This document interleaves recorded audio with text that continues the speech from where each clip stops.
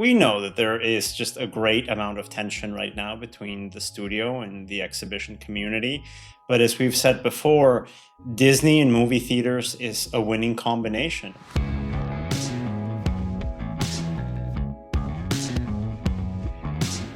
This is the Box Office Podcast. I'm Russ Fischer, the editorial director of the Box Office Studios, and I'm joined by Daniel Loria, the editorial director of Box Office Pro, and Rebecca Pahle, the deputy editor of Box Office Pro. This week, we're going to talk about a few different things, starting with the box office topping performance of Shang-Chi, which has repeated its dominance and now has the highest hold of the pandemic. We're also going to look at Disney committing to theatrical exclusivity through the rest of 2021, which is great news. And then we've got a handful of other major studio title announcements, some executive changes at Paramount, and one big movie that is now going day and date to theatrical and streaming, which is not our favorite thing to hear, especially from me, given the title. We'll get to that in a moment. But first, a quick word from our sponsor. And actually, this sponsor is coming through the concession stand. Oreo Cookies has figured out a way to take a concession stand classic to the next level. That's right, it's Oreo popcorn, and it's popping up at theaters across the country. This new blockbuster treat is made with real Oreo cookie pieces, drizzles of Oreo-based cake, and drizzles of Oreo cream. What better way to welcome back moviegoers than with an amazing salty and sweet treat that combines America's favorite cookie and popcorn to create true movie theater magic. Want to taste a snack that's destined to be a hit for yourself? You can head over to OreoPopcornSample.com for a complimentary sample of Oreo popcorn. Again, that's OreoPopcornSample.com to get your complimentary Oreo popcorn sample today. Daniel, let's talk about Shang-Chi and Marvel coming back hot in with this week's tally. What are we looking at? Another strong weekend here for Shang-Chi and the Legend of the Ten Rings. As we know, this title broke the box office record for any movie released over Labor Day weekend. It follows that up with a $35.8 million hold from 4,300 screens. That's a 53% drop, guys, in its second frame. As you mentioned earlier, Russ, that is the highest hold in the pandemic. When we compare it to other holds from Disney during this span, we had Black Widow, which actually opened higher at 80 million on a 3-day debut. Black Widow dropped 68% on its second weekend. That title was day and date on PVOD. Another day and date on PVOD title, Jungle Cruise, that dropped 55% in its second weekend. And then we had Cruella that actually dropped 49% in its sophomore frame. That's another one of those Disney PVOD titles. The outlier here being Free Guy from the 20th Century Studios banner from Disney, theatrically exclusive, that only dropped 35%. So a pretty decent trend here as we look at the difference in week 2 of titles that go day and date from Disney and titles that remain theatrically exclusive. And Daniel, that's really interesting to me when you reflect back on something that that Sean Robbins had to say on last week's episode of the podcast, namely that the weekend after Labor Day tends to see just gigantic drops for nothing really to do with the films that come out, but just in a general sense. End of summer, people going back to school. Yeah, no, it was actually a better hold, as we were mentioning, than Black Widow. Black Widow that went out with 25.8 million in its second weekend. This actually coming in $10 million higher than a title that, let's face it, just had a higher profile for this genre. So it's an interesting bit of data here. The film has now grossed over $150 million domestically. The global total is $257.6 million. Now, a big asterisk here is that the title has not secured a Chinese release date yet, so it probably won't hit those global heights that something like, say, a Fast 9 has been able to do on the market. And meanwhile, we've also got Malignant, James Wan's new movie from Warner Brothers. What did we look at there? So that's a third place opening with 5.5 million. This is James Wan's lowest opening weekend since 2007. This is the helmer of huge franchises for Warner Brothers. As we know, Warner Brothers, with this release date, this same weekend, they've been able to launch huge titles like It, like The Nun. They've done very, very well in this corridor. This year, with one of their top directors in the genre, with a day-and-date debut on HBO Max. The title opens at $5.5 million in third place behind Free Guy's fourth weekend. Free Guy actually grossing $5.8 million in week 4, and only slightly ahead, Malignant only slightly ahead of Universal's Candyman in its third weekend. Candyman coming in with $4.8 million in week 3. So this is definitely let's face it, a disappointment for a formula that has worked for this studio. I think, as we've mentioned in recent weeks, on the day and date strategy, some Warner Brothers titles get a big marketing push, others get totally ignored. Zip. For I've seen very little Yeah. for marketing for Malignant, and it's not. I mean, granted, the Nun was part of the pre-existing Conjuring universe. Everyone knows. Also created by James Wan. Yeah, and it everyone kind of is familiar with this with the property. Malignant, I don't really kind of know what it's about, or it's difficult to know that because it's not based on existing IP, and there really hasn't been a ton of marketing.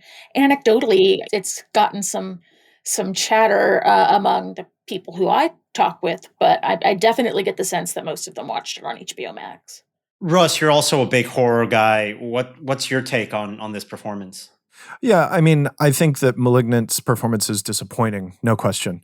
I would agree with Rebecca that I think awareness was unusually low for the title. I think there was high awareness amongst existing fandoms, amongst horror crowds overall. Certainly saw a lot of talk about the movie this weekend, and for good reason. It's got this kind of bonkers third act that is exactly the sort of thing that activates that audience, which includes me. But it wasn't out there. It wasn't promoted in the way the Conjuring movies were. I would really compare this probably most to another film from Wan, which would be the first Insidious, for which I don't have figures in front of me, but in terms of what it is, it's an original IP. It's kind of his almost taking a break from bigger movies, in this case, the Aquaman films. And it seems like even with the relatively low performance of Malignant, I can see this being a franchise starter in a way, but we'll see where that goes over the years. And not so much a franchise starter. We had the specialty release of Paul Schrader's The Card Counter. Schrader, not so much a franchise guy. This is one that I have seen a fair amount of marketing on. Daniel, within the bounds of the screen count, it actually did pretty solid business this weekend. I think we're in that LA, New York film bubble, which is also part of the LA and New York Paul Schrader fan club, that we are all honorary members when we start working on film journalism. They give you the card at your first film screening. Yeah, basically. Yeah, a couple of film comment essays from the 1970s, and we're good. We are all the card counters. So the Card Counter opening with 1.1 million from only 530 screens, driven by Los Angeles and New York City. That's the second highest specialty debut of the year, behind Roadrunner's $2 million debut. Roadrunner being the Anthony Bourdain documentary, the controversial Anthony Bourdain documentary. There was, I think, a lot of chatter there also in the LA and New York City markets. Both these films from Focus Features.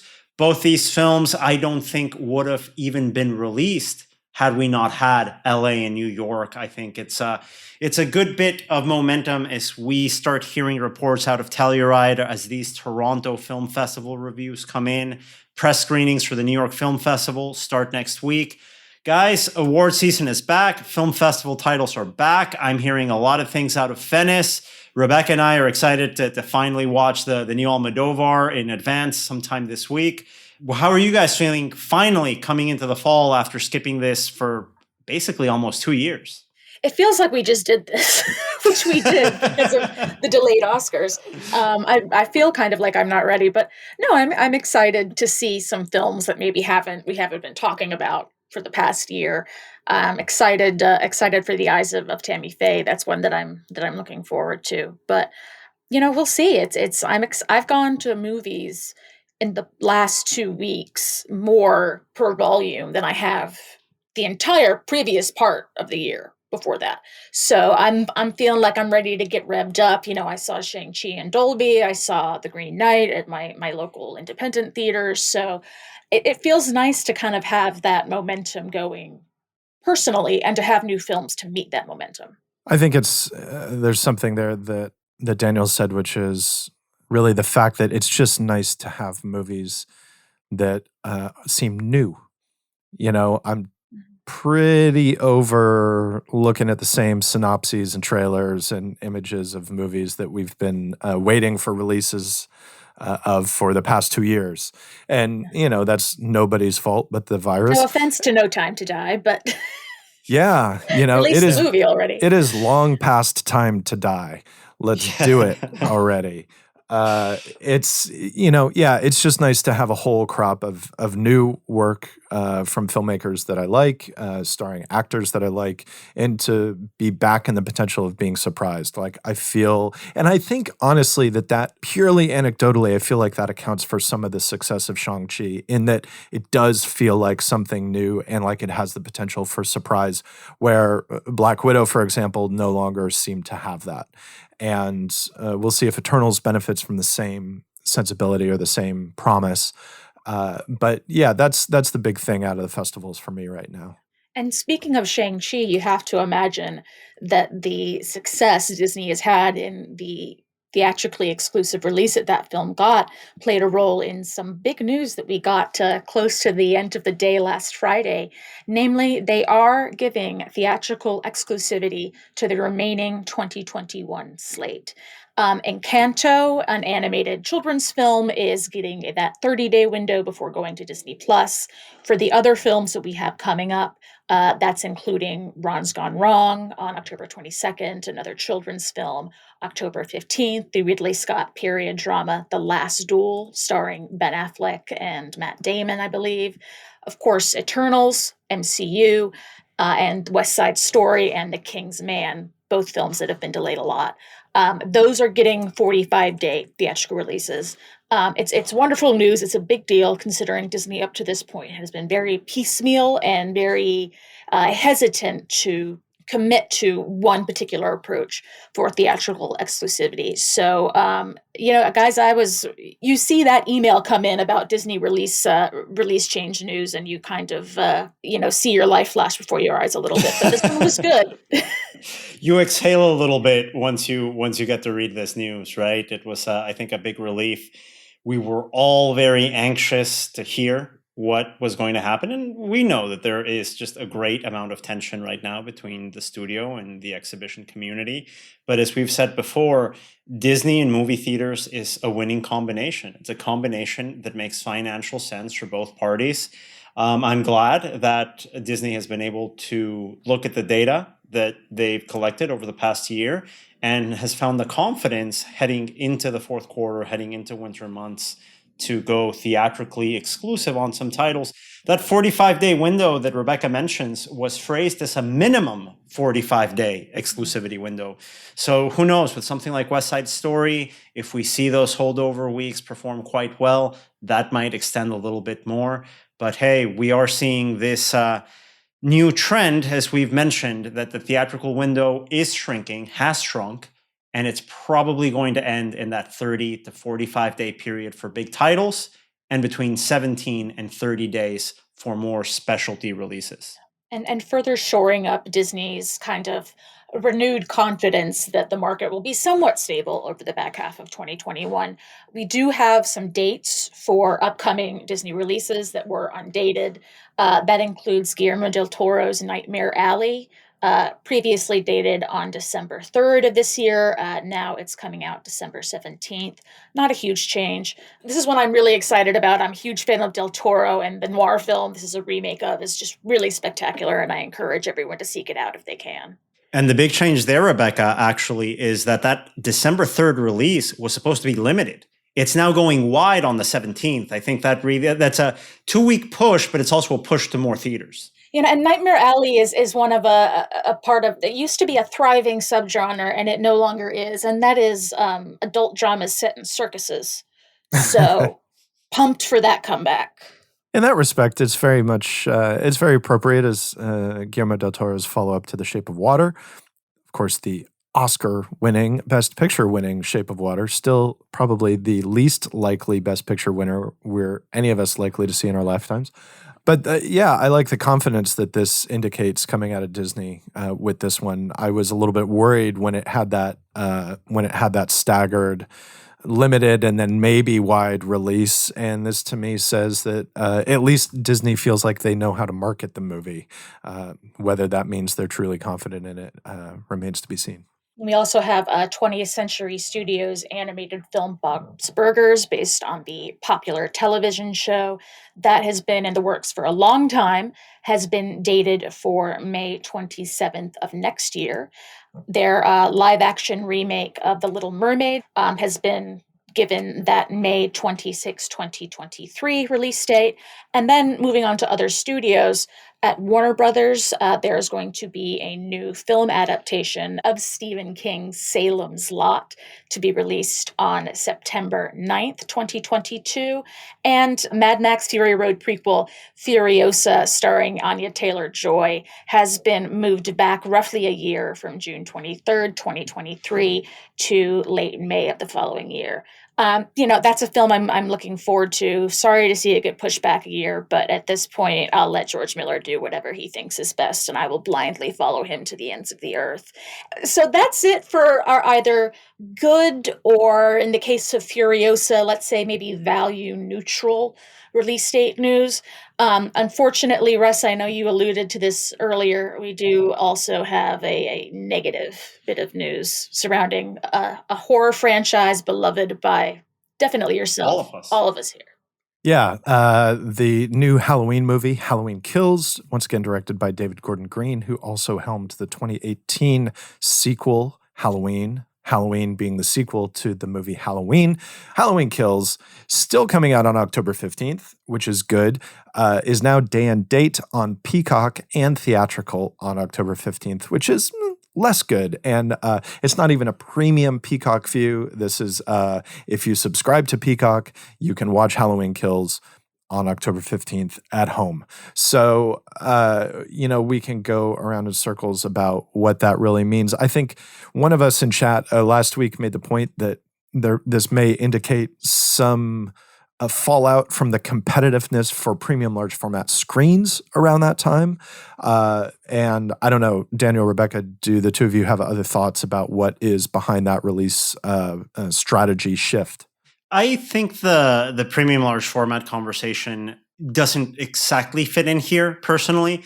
If we look at that 2018 slate that Universal had, Halloween was released during a period where they were vying for premium screens pretty much every weekend. I think it came in, 14 days after the debut of First Man, which was also getting those IMAX screens, those premium large format screens. So there's always been a lot of traffic there. Halloween from David Gordon Green is a film that has experienced that traffic and has done well despite that competition from premium large format.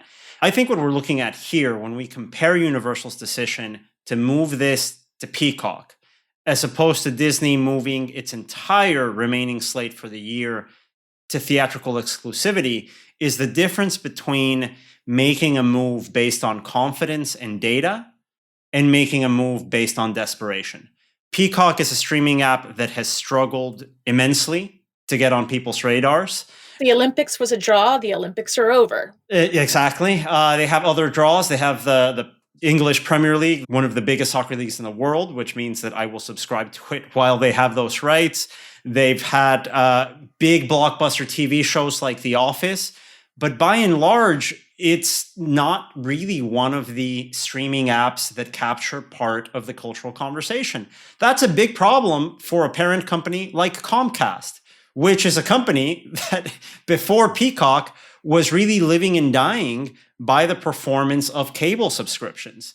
If we compare the move that Universal is making this late into the game with both the Boss Baby sequel that came out, a month or so ago, also going day and date on Peacock, we compare that with a decision of Warner Brothers at around late fourth quarter 2020, saying its entire slate in 21 was going day and date on HBO Max. It's a tale of two corporate parents. AT&T, the corporate parent, obviously having a huge investment on, guess what? satellite television subscriptions with their acquisition of DirecTV. These are businesses that aren't working. You can call these release models innovative all you want. The fact is, these movies aren't making nearly as much money. In some cases, like Warner Brothers, they're providing an economic lifeline to theaters during the toughest months of the pandemic. But Universal's Peacock missed that boat. That train left the station already. Theaters are back. Theaters are earning money. This seems like too little, too late in the life cycle of the viability of drumming up interest on a streaming app. And guys, again, it doesn't really seem that innovative when the guys behind cable subscriptions and satellite TV subscriptions come up with these plans. It has to have an impact on the performance of this individual film. I mean, there's a big difference between pushing a family comedy like Boss Baby to day and date on Peacock versus an R-rated horror film. I mean, I just can't imagine that's going to work as well. And I imagine that that's going to have a bigger impact on this specific film that it's coming out day and date. But, we'll see about that one. We spent the top of this episode talking about Malignant, and I think that Malignant is possibly the closest point of comparison to the eventual future for Halloween Kills. Now granted, Halloween Kills has much larger built-in awareness by virtue of being the only, there are 3 major 1980s horror franchises, even though one of them, Halloween, began in the 70s. There's Halloween, Friday the 13th, and Nightmare on Elm Street. The only one of those that's still going theatrically right now is Halloween. It's done well. It still has big awareness. There's a lot of marketing and merchandising and other ancillary stuff that goes on connected to Halloween, especially at this time of the year, which is great. But, so I would expect that we're going to see Halloween perform better than Malignant. But unfortunately, I think that, I agree. I would expect to see this decision hobble Michael Myers a little bit. And, maybe Jamie Lee Curtis is the one who's going to be happy about that. Can't keep Michael Myers down. No, and this is a franchise, guys, that, as Russ well noted, really came of age in the 1980s with that VHS boom for horror sequels, where the theatrical release played a part, but it was really in that video rental marketplace where a lot of these horror titles flourished. And Halloween becoming the most, I think, if I'm not mistaken, it was the most successful independent production of all time when it was released in 1978. And it went from that to being really an afterthought in a niche of just video rentals. So getting that IP and reviving that IP through all its sequels, time and time again, we saw that happen with Dimension from the Weinstein Company. Now that has gone over to Universal through Blumhouse. They've put a lot of effort in bringing this prestige back to Halloween, claiming it back as a top IP for theaters.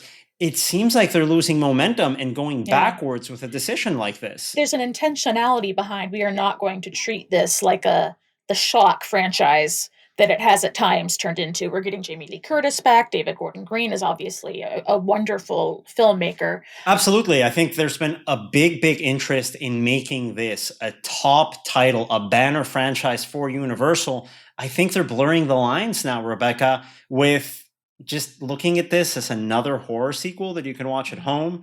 And I have to go back, and this is a very different type of movie, guys, but I think this is a good case study as to what some of these decisions can lead to.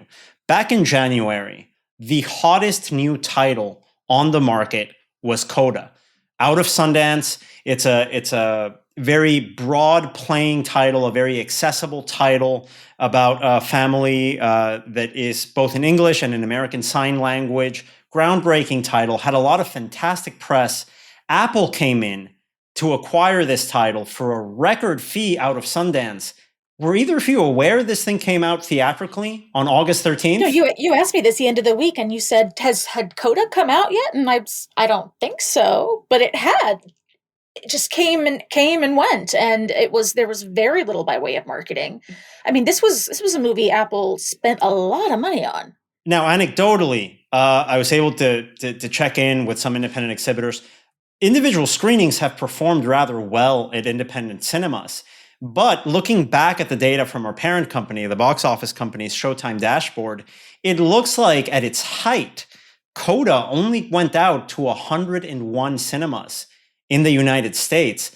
That's not a significant theatrical release for something that could have easily made $20 million if Fox Searchlight released this in its sleep. Focus Features can forget about this title, put minimal effort, it still walks out with 20 million and it at least hits 500 locations. For me, I think this has to be looked at as a case study of a great acquisition being outdone by a myopic release strategy in just optimizing a home release rather than looking at the whole life cycle of a film. And that's even more, potentially that has more dire ramifications for Halloween Kills, because it's the second in a trilogy and they've already committed to doing Halloween Ends. So, CODA is a one-off, but Universal has investment in the Halloween franchise and they could kind of be shooting themselves in the foot here. But we'll see. Now, we've spoken about a lot of different news from a lot of different studios on this episode. We got some Disney going on. We got some Warner Brothers going on. We got some Universal going on. The last studio to get in the news over the last week, albeit for different reasons, is Paramount. Daniel, there's been a substantial executive shakeup. So that is Jim Giannopoulos exiting Paramount Pictures with Brian Robbins taking over as chairman and CEO at the studio in the coming months. A big change there. We will track to see if it means bigger changes for Paramount, which released its own streaming platform, or actually rebranded its parent company's streaming platform to Paramount Plus earlier this year. Rebecca, Russ, thank you so much for joining me again. It's been a great time here chatting, talking about industry news to our listeners. We will be back once again on Thursday next week to go over the latest news in the theatrical exhibition business. The Box Office Podcast is produced by Box Office Pro in collaboration with the Box Office Company and Record Edit Podcast. Thanks again for listening.